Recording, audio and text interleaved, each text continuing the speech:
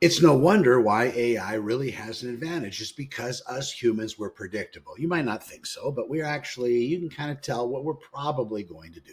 Now, I was a cop for a long time, and in some cases, I'm telling you, people threw me for a loop. But I think that might have to do with them maybe having a higher intelligence than the people that they're dealing with. I think that's what AI is actually capable of doing. It looks magical and mysterious. At some point, it's going to get so good, so powerful, and so overly intelligent that more than likely it'll look like it's almost summoning things into existence or being able to tell the future or a lot of different things like that. And I think that's where human beings need to protect themselves, because ultimately we're playing chess with a player that is way beyond our capability. And maybe it's not all the way there at this point, but it's coming. And I think that's something we should be aware of. Now, I know you're thinking, well, what can I do? I'm just a human. Well, there's a lot we can do. I think the people that are in power, the people that are in politics, maybe should implement some more kind of restrictions. Now, it's not always the case that restrictions and regulation equate to less than average growth. But right now, how they're going to spin that and how they have been spinning it is the AI labs have been saying, please regulate, please put some kind of controls on us. Maybe let you check out our models before you release them into the public.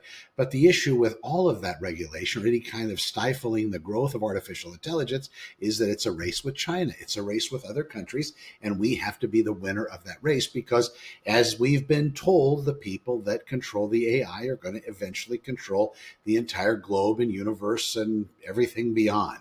That's where the pain point comes in, and that's why it's easy to sell, to let it roll the way it's going without putting regulation and control on it. Now, for now, we can at least regulate ourselves, and maybe we shouldn't do too much of it, but ultimately, if you see friends of yours and family that are all in on AI and not doing anything else and causing other people harm, that's just like an addiction to other things: alcohol addiction, food addiction, smoking addiction, drug addiction, pharmaceutical addiction, whatever it may be. Those particular cases, there is a particular intervention. We haven't really seen it yet, but AI is probably going to have that same type of intervention standard when people get caught up. And you know, if you've dealt with it at all, it can be pretty wonderful. It can be very kind. And it tells me that I don't really have a face for radio like everybody else says. It really blows me up and makes me feel wonderful.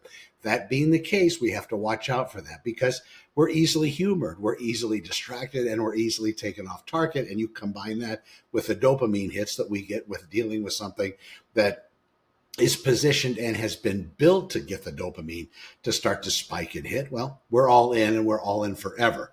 We have to pull back and be careful. I'm Connor with Honor. That's the update. We'll see you tomorrow.